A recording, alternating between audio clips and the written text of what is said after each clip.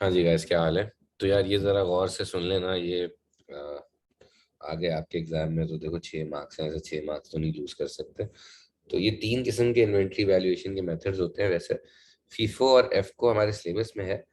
LIFO का सिर्फ आपको एडवांटेज डिसएडवांटेज इनके पता होने चाहिए। ठीक है, तो वैसे मेरे नोट्स में भी लिखे हैं, बट मैं क्योंकि अभी एडवांटेज पे है तो मैंने कहा फोकस कर लेते हैं इस पे कि क्या क्या दो एडवांटेजेस हैं इन मेथड्स के। तो फीफो होता है फर्स्ट इन फर्स्ट आउट, मतलब जो हम इन्वेंट्री पहले खरीदते हैं, हम अज्यूम करते हैं कि हमने उसको पहले बेचा है। और लीफो होता है लास्ट इन फर्स्ट आउट, जो सबसे एंड में खरीदा है उसको हम सबसे पहले बेचेंगे। तो ये प्रैक्टिकल नहीं होता, तो अभी अलाउड नहीं है। तो आप E2 में जाके ना एक चीज पढ़ेंगे कि एक अकाउंटिंग स्टैंडर्ड है। अकाउंटिंग स्टैंडर्ड का मतलब एक अकाउंटिंग के रूल है, उसका नाम होता है IS2, international accounting standard number 2। तो इंटरनेशनल अकाउंटिंग स्टैंडर्ड नंबर 2 जो है ना, वो एक्सेप्ट करता है फीफो को और एफको को। तो इन दोनों का एक एक एडवांटेज तो सिंपली ये हो सकता है, इन दोनों का एक एक एडवांटेज तो ये हो सकता है कि एक्सेप्टेड बाय IS2। अगर आपसे यही लिख देना एक्सेप्टेड बाय IS2 या अप्रूव्ड बाय IS2, तो ये एक एक एडवांटेज तो इनका ये है। सही है। और बाय द वे ये लीफो का डिसएडवांटेज भी है कि it is not accepted by IS2, but वो डिसएडवांटेज पूछ नहीं रहा है। ठीक है। फिर फीफो जो होता है ना, उसमें एक एडवांटेज इसका ये है कि भाई सिंपल टू कैलकुलेट, क्योंकि इसमें हमें कोई एवरेज एवरेज नहीं निकालनी होती है। बस जो लास्ट प्राइस होती है, तो आप लोगों को इतना सिंपल नहीं लगता, पता नहीं क्यों, लेकिन मुझे तो बड़ा सिंपल लगता है कि यार फीफो का मतलब है एंड में वो बचेगा जो आपने सबसे एंड में खरीदा है। क्योंकि सबसे पहले वाला तो आपने बेच दिया है, first in is first out. अगर तो बैटिंग कर रहे हो, 11 खिलाड़ियों की टीम हो, और शुरू के जो आते रहे वो उसी तरह आउट होते रहे। जैसे हमारी पहले बाबर और रिजवान आते हैं ना T20 में। पहले बाबर आउट हो, फिर रिजवान आउट हो, फिर फखर आउट हो। इसी तरह जो आउट होते रहे, तो एंड में तो वही शाहीन अफरीदी और हारिस रऊफी बचेंगे ना। तो फर्स्ट इन फर्स्ट आउट, तो एंड में हमेशा वो बचता है जो सबसे एंड में आया था। ठीक है, that's what first in first out mean, and it's very simple to calculate. Okay. और इसका एक और फायदा ये होता है कि आप अपनी इन्वेंट्री को सबसे रीसेंट प्राइस पे वैल्यू करते हो। Recent value, so inventory is realistic, मतलब it's close to what is the actual value, because आपने सबसे जो एंड में खरीदा होता है आप उसी पे अपनी इन्वेंट्री को वैल्यू कर रहे होते हो। ठीक है। तो डीफो का डिसएडवांटेज हो जाता है कि भाई it is not accepted by IS2 and it's not realistic because it is not at recent value, it's at the most earliest value. खैर, लीफो का एडवांटेज क्या है? लीफो का एडवांटेज भी एक तो एडवांटेज ये है, सिंपल टू कैलकुलेट। भाई जो सबसे शुरू में खरीदा था वो वाला माल बचा हुआ है, क्योंकि जो सबसे एंड में आया था वो सबसे पहले आउट हुआ। ठीक है। तो बच वो गया जो सबसे पहले आया था। अच्छा, लीफो का एक एडवांटेज जो ये है, वो ये है कि कुछ बिजनेसेस के लिए इट इट डज, जो फ्लो ऑफ इन्वेंट्री है वो उसको मैच करता है कुछ बिजनेसेस के लिए। जैसे बेटा बहुत सारे मैच्ड फॉर सम बिजनेसेस, बहुत सारे बिजनेसेस ऐसे होते हैं बेटा जिनका जो स्टोर रूम होता है ना, it's like in a basement. सही है। और अगर उनके पेरिशेबल आइटम्स नहीं हो तो वो माल ना सारा डंप कर देते हैं। फीफो जो है ना, it's good for perishable items because आप मेक श्योर करते हो कि फर्स्ट इन फर्स्ट आउट हो ताकि माल खराब ना हो। लेकिन अगर कोई पेरिशेबल आइटम नहीं है, और अगर आपका जैसे लेट से स्टोर सारा जो है वो बेसमेंट में है, तो आपने सारा माल नीचे डंप कर दिया। अब जैसे ही कस्टमर आएगा तो आप पूरा नीचे तक नहीं जाओगे, आप ऊपर से ही निकाल के दे दोगे। सही है। तो जैसे जूतों की दुकान होती है, अगर उनके पास जूतों में तो खैर फैशन चेंज होता है, तो they would also want first in first out, but they have some design जो चल रहे हैं पिछले 50 साल से, जो अंकल जूते पहनते हैं सारे एक ही तरह के। तो वो उसके लिए लिफो एज अप्रोप्रिएट, क्योंकि वो क्या करते होंगे, उनके जो नीचे बनाया होगा उन्होंने वो तो नीचे ही पड़ा रहता होगा, और वो ऊपर से निकालते रहते होंगे। ठीक है। तो ये है। अच्छा, एफको का जो फायदा होता है बेटा वो ये होता है कि जो जब फ्लक्चुएशन होती है ना, fluctuation in prices, fluctuation in price is averaged out, तो एवरेज आउट हो जाती है क्योंकि इसमें हम एवरेज लेते हैं। तो अगर प्राइस बहुत ज्यादा अप डाउन हो रही है तो then it provides a good average. So जब बहुत ज्यादा सीजनल वेरिएशन होती है जिन बिजनेसेस में, उनमें एफ को यूज होता है, सही है। जिनमें नहीं होती है उनमें फीफो यूज होता है, लीफो कहीं यूज ही नहीं होता है। बस इसके एडवांटेज याद रख लो यार। Simple to calculate, flow of inventory is matched for some businesses. Simple to calculate, flow of inventory is matched for some businesses. इन दोनों के क्या एडवांटेजेस हैं? दो दो, एक्सेप्टेड बाय IAS 2 तो है ही, सिंपल टू कैलकुलेट है, रियलिस्टिक वैल्यू होती है, एफको में वो एवरेज आउट हो जाती है। ठीक है, अच्छा जी। अब इस बिजनेस में, अब इस क्वेश्चन का कुछ इसके बाद, ये एक और थ्योरी पार्ट के बाद, इससे इन्वेंट्री वैल्यूएशन से कोई ऐसा ताल्लुक नहीं है। तो कह रहे Kevin manufactures a single product and intends to value its closing inventory at selling price which includes a markup on cost, explain why should not value. तो सेलिंग प्राइस में इन्वेंट्री क्यों नहीं वैल्यू होती है? क्योंकि बेटा प्रूडेंस कॉन्सेप्ट ये बोलता है कि आपको सेलिंग प्राइस पे आप सिर्फ तब वैल्यू कर सकते हो जब वो कॉस्ट से लोअर हो, हमें लोअर लेनी होती है ताकि हम प्रॉफिट को ओवर एस्टिमेट ना करें। अब ये तो अकाउंटिंग वाली टर्मिनोलॉजी है, बट एक सिंपल उसमें, बेसिकली सिंपल जबान में बेटा, इन्वेंट्री को अगर हम सेलिंग प्राइस पे वैल्यू करेंगे तो उसका मतलब ये हुआ कि हमने जो माल बेचा ही नहीं है उस पर भी प्रॉफिट कमा लिया। How can we earn profit on something which we have not sold, right? So we have to value it at cost till it gets sold, right? Unless like the price is even lower, तो फिर हम बोलते हैं भी इसे loss को recognise कर ले, सही है। अच्छा, Kevin uses marginal costing but is considering changing to absorption cost। ठीक है भाई, the following budgetary information is available, ये सब कुछ दिया हुआ है। अच्छा, अब वो कहता है कि इसको पहले मार्जिनल कॉस्टिंग की स्टेटमेंट्स बनाओ 2 महीनों की, जनवरी और फरवरी। तो हमें क्या करना पड़ेगा? हमें स्टार्ट करना पड़ेगा इसकी सेल्स के साथ, राइट? तो हम देख लेते हैं कि केविन की कितनी सेल्स हैं। सही है, तो जनवरी में इसने बिजनेस आई थिंक स्टार्ट ही जनवरी में किया है शायद, या 1 जनवरी को कोई ओपनिंग इन्वेंट्री नहीं थी तो बेस्ट है। तो जनवरी में इसने 15,000 यूनिट्स बेचे हैं, कितने के? $20 ईच। तो 15,000 into $20 I think is 300,000। Okay, then you can say variable cost.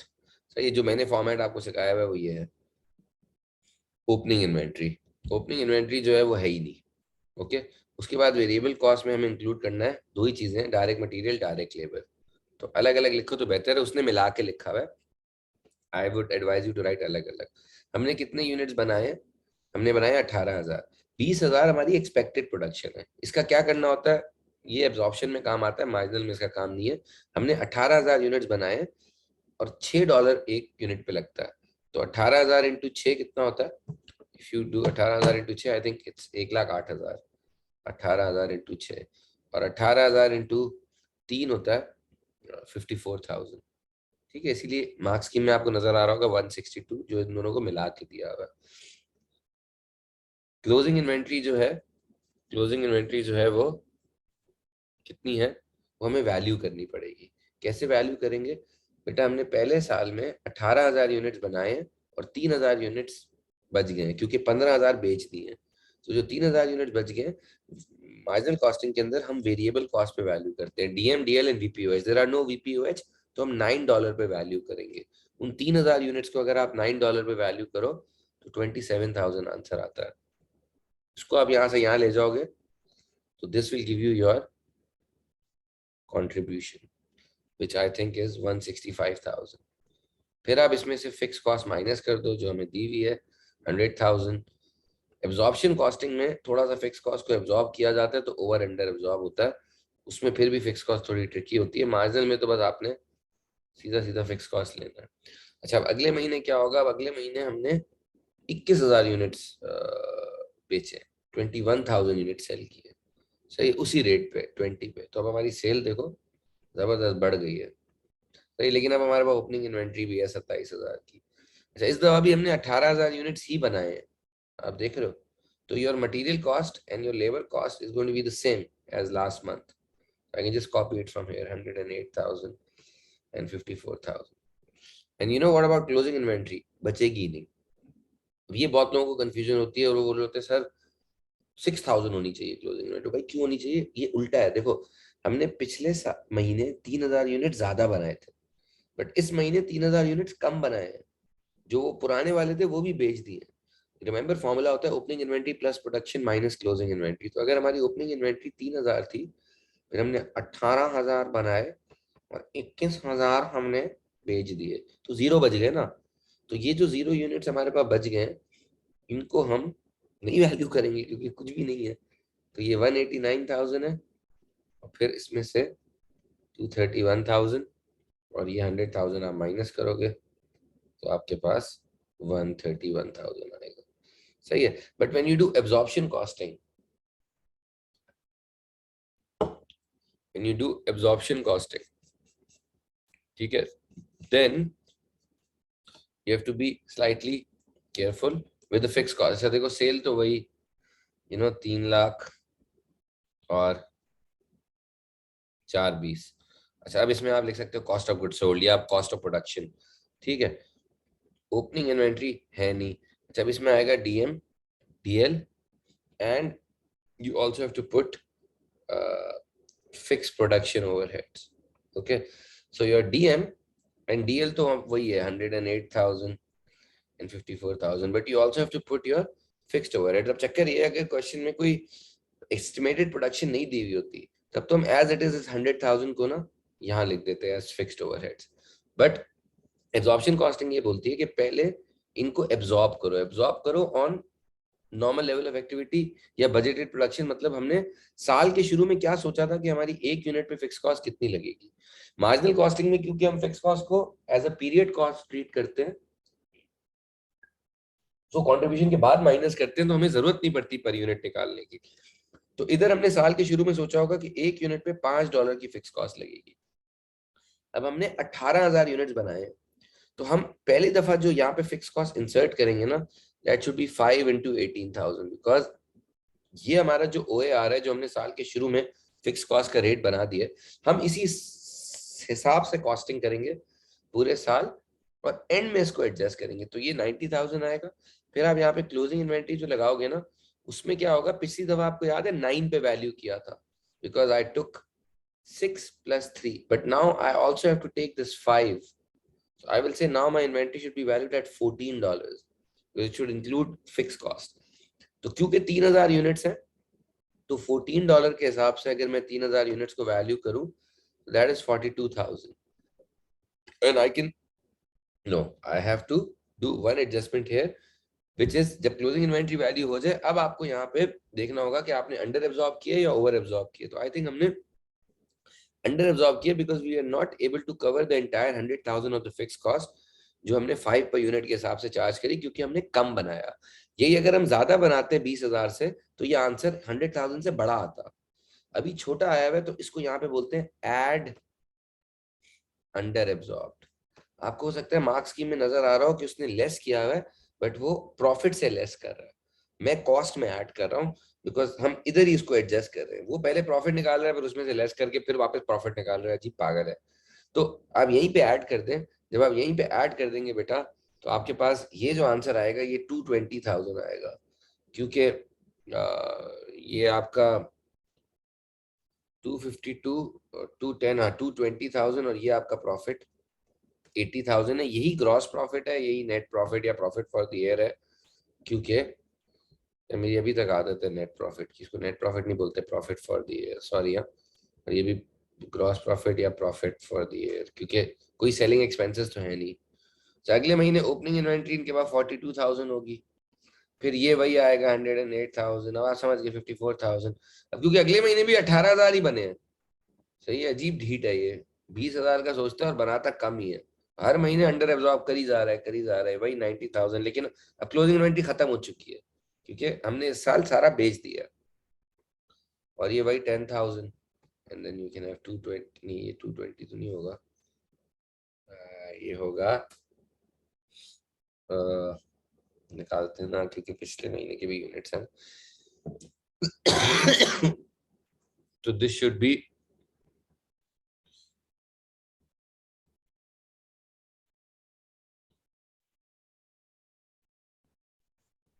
ये 304 आएगा। क्लोजिंग इन्वेंट्री भी नहीं है ना, तो कोई 84,000 का फर्क पड़ा बिल्कुल। तो दिस इज 116,000। फिर वो कह रहा है स्टेटमेंट बनाओ to reconcile marginal cost profit with absorption cost. तो प्रॉफिट फॉर जनवरी, सिर्फ जनवरी के लिए बोल रहा है रिकंसाइल करो मार्जिनल को एब्जॉर्प्शन से। तो आप अब आपकी मर्जी, आप मार्जिनल से भी शुरू कर सकते हो, एब्जॉर्प्शन से भी। जरूरी इसने ये नहीं बोला कि स्टार्टिंग फ्रॉम मार्जिनल, उसने बोला स्टेटमेंट बनाओ। वो स्टेटमेंट शुरू कहीं से भी हो सकती है। मैंने जो आपको सिखाया है हम एब्जॉर्प्शन से शुरू करते हैं, वो कभी एब्जॉर्प्शन से करता है कभी मार्जिनल से। आप रिलेशनशिप समझ लें। आप जो एब्जॉर्प्शन कॉस्टिंग का प्रॉफिट आया है, ये जो हमारा आया है अभी 80,000, इसमें किया जाता है add difference in opening inventory. मतलब ओपनिंग इन्वेंट्री के अंदर जो डिफरेंस है, अभी तो 0 है क्योंकि ओपनिंग इन्वेंट्री है ही नहीं, और फिर हम लिखते हैं less difference in closing inventory, जिसमें 42,000 है और इसमें 27 है। तो दोनों की क्लोजिंग इन्वेंट्रीज में ये वैल्यू टू वैल्यू कंपैरिजन करेंगे, सही है। 15,000 है, तो ये 15,000 आप जब यहाँ से माइनस करोगे तो this should give you 65,000, which is marginal profit. अब if you want to start from marginal profit, then your statement would be ulta. Add difference in closing inventory, less difference in opening inventory. So advise whether or not he should change from marginal costing to absorption costing. Justify your answer. 7 marks. इसमें आपको marginal costing और absorption costing के advantages और disadvantages पता होने चाहिए। जैसे marginal costing में it's good for decision making, it's easier to operate, इससे आपको और allocation of resources like limiting factor वगैरह आप इस्तेमाल कर सकते हो। उसमें ओवर अंडर एब्जॉर्प्शन का मसला नहीं है कि आप फिक्स कॉस्ट को प्रोडक्ट का पार्ट ही नहीं बनाते हो, सही है। But it doesn't it can get you the break even, but it cannot tell you the exact profit per product because the fixed cost you keep it common, right? But absorption costing में ये है कि it's more complex, it's not that easy because उसमें आपको estimation वगैरह करनी होती है। It includes an element of fixed cost in inventory valuation, which is a good thing because असली में तो फिक्स कॉस्ट भी आपकी कॉस्ट है ना, आपका खर्चा तो है, आप उसको इन्वेंट्री में डालना चाहिए। ओके, सो प्राइस जो है वो बेहतर सेट होती है बिकॉज आपको फुल कॉस्ट पता होती है, एंड बट अंडर एब्जॉर्प्शन होती है, तो that is a problem and that has to be reviewed by the management. तो ये बातें लिख के फिर एंड में आप बोल दो यार in my opinion he should और in my opinion he should not, वो तो 1 मार्क फ्री का होता है। ठीक है, चलें जी, this paper is done, thank God.